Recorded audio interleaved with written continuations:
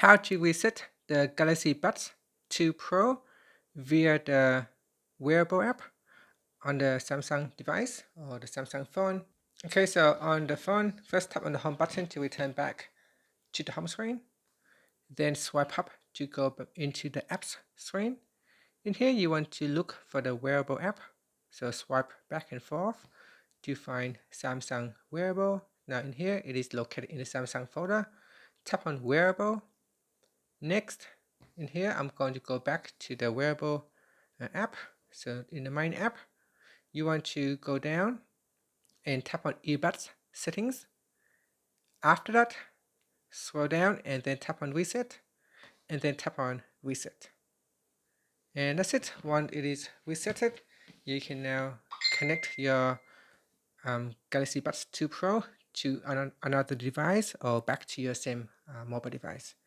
And then from here, just tap on the Start button to start. You may need to close and then reopen it so that your phone could scan for the Buds 2 Pro. And here you can tap on it to reconnect. And that's it.